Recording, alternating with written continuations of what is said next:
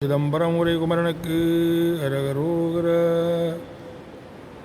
இருவினையின் மதிமயங்கே திரியாதே எழு நரகில் உழலும் நெஞ்சலையாதே